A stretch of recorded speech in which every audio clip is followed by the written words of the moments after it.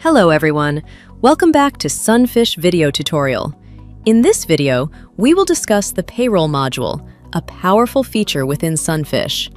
This feature will be frequently utilized by payroll masters, employees, and finance departments every month. We understand that every company has its own payroll policies. Some companies calculate payroll directly without connecting it to employee attendance, while others combine overtime and claims processes within a single payroll period. How can all these processes run smoothly in SunFish? Let's dive in! As a payroll master, the first thing you need to consider before starting the payroll process is to determine the payroll period in your company. The function of the payroll period is to separate employee payroll periods. You can choose to separate payroll periods between managerial level employees or staff, divide payroll between different branches, or even differentiate payroll periods between expatriate and local employees. The payroll period is usually determined during the implementation process, along with the payroll components in your office and the applicable taxation laws in your country. If there are any changes to the payroll period later on, you can access the settings, then select Payroll Settings, followed by Payroll Period, and finally click the plus button in the top right corner. Once in the payroll period settings, you can specify various rules such as the type of period, lookup period code, pay date, etc. Once everything is set, you can click Submit, and the new period will appear in the payment process. If your company requires cutting off attendance before starting the payroll process, you can do so in the Time and Attendance module by selecting the Attendance Interface process. All processes related to attendance, overtime, leave, and even business trips will be automated.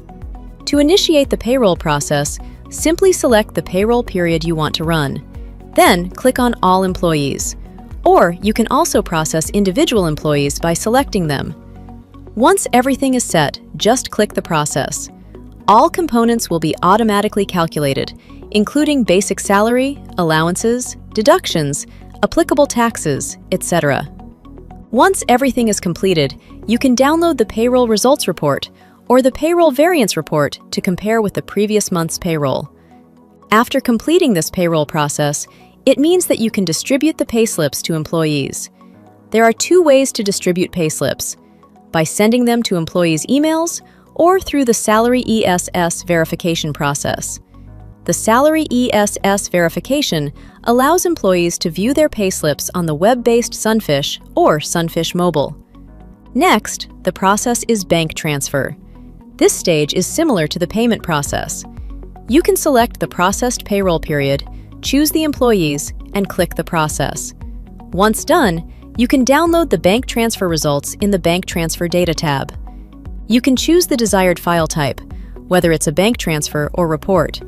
Then, select the processed payroll period, month, year, payment data, bank group, company bank account, and employees. You can also specify the debit date from your company account and the debit time. Once done, the payroll process is completed. Finally, for accountants, you can download the payroll journal within SunFish, which you can use to calculate cost center expenses. And for employees, you can check your entire payroll history in the My Payroll Info menu on the SunFish web-based or mobile platform. It's important to note that payroll in SunFish can be used for various industries and countries in Asia. Additionally, SunFish is highly customizable to adapt to your company's regulations.